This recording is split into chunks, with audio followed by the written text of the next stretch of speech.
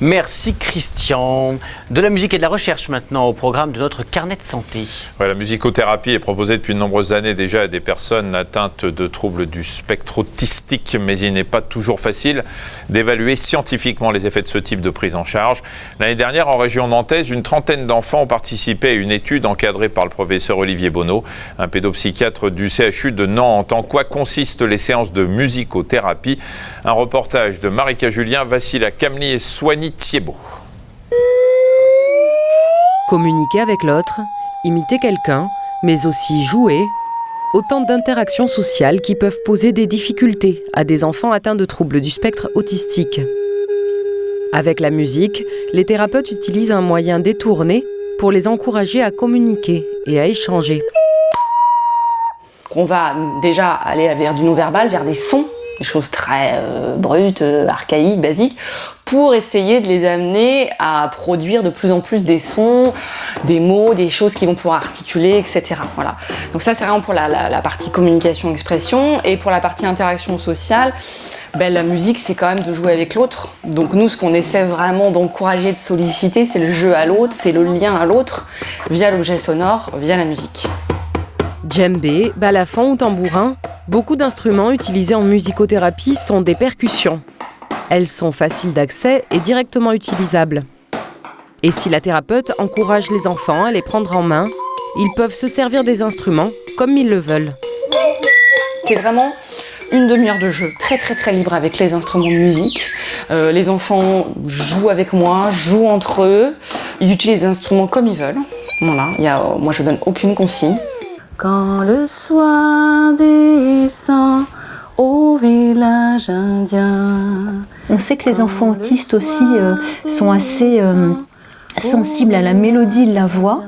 Donc tout ce qui est chanté, ça va permettre de transmettre des messages. Voilà. Et là, on rencontre plus facilement les enfants autistes quand on chante que quand on leur parle. D'ailleurs, il y a des enfants autistes mutiques qui sortent leur voix, utilisent leur voix après plein de séances en musicothérapie qui sortent vraiment de leur mutisme. Pour évaluer l'effet de la musicothérapie sur les enfants autistes, l'étude nantaise comparait deux groupes.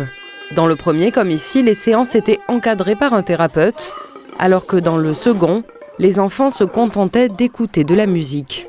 Ce qu'on veut montrer, c'est qu'il y a plus d'effets sur les symptômes autistiques en utilisant la musicothérapie avec quelqu'un de formé et un protocole précis que de faire écouter de la musique aux enfants, parce que de façon assez courante, on dit que la musique a des effets thérapeutiques. Alors c'est vrai, vous et moi on peut chanter dans une chorale et se dire que ça nous fait du bien, mais c'est pas pour ça que c'est encadré scientifiquement par un protocole précis. Stéphane a 8 ans et demi. L'an dernier, il a suivi des séances de musicothérapie chaque semaine.